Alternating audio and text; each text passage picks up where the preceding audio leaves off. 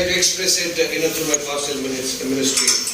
The first thing that I would want to place before is Inkalab Zindabad, Jai Bhim, Jai Yesu Masih. And the coming together of these three things are extremely pertinent.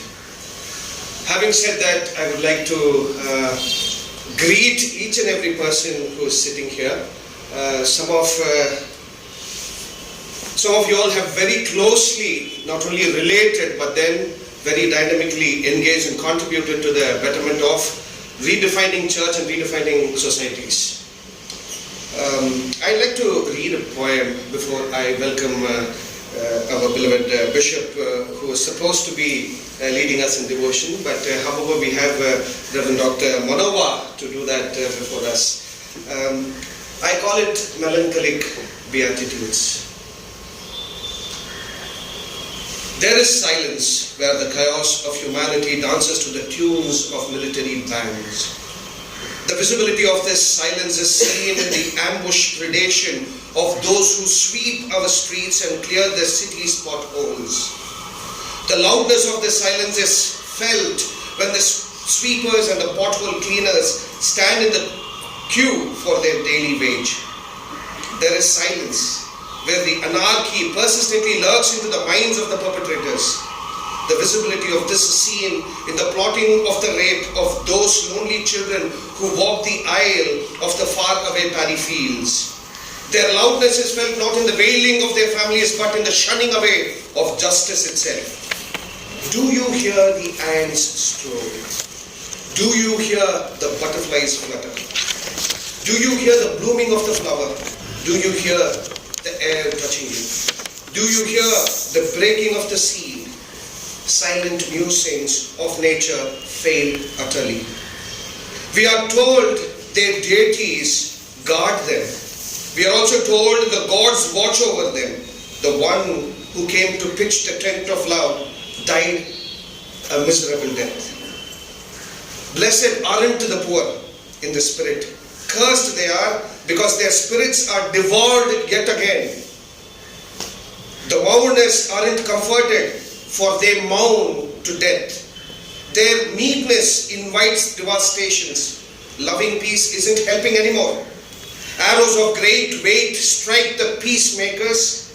The hungry and the thirsty, accompanied by the merciful, are torn by the thrones of indifference. What is worth of the one who follows the path of righteousness? For they will also be gouged to death. Nothing is helpful in this recalling.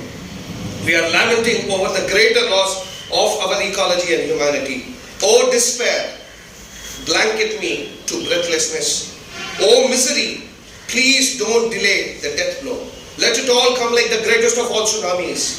Let it wipe out the magnanimous gravesite. There are no Noahs nor Johns from the wilderness, for there are only Herods.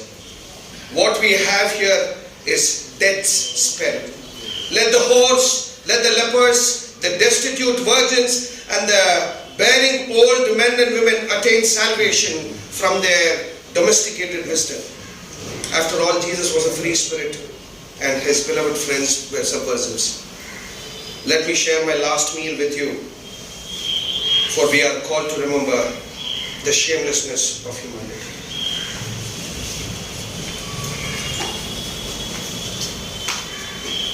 Dalit Jnanasekhar Annan is, of course, that everybody will definitely acknowledge. He is an embodiment of theology and praxeology. This is where, it is in this body where theological reflections met praxeology. And he became a directive. I can also mention about Manohar Chandra Prasad Annan in our vicinity, who has been tirelessly working, trying to re-establish the coming together of theology and praxeology. At this time, I take I am in a way bound to invite Right Reverend R.D. Vijay Kumar, Bishop Emeritus, and sixth Bishop of Arcot Lutheran Church. I was told he is Dalit Jnanasekhar Annan's Sambandhi as well. And I was also told he is somebody who is who had tirelessly worked for over 40 years among the community, trying to get people together and so on. So in a way, he is a Dalit pastor for the Dalit people.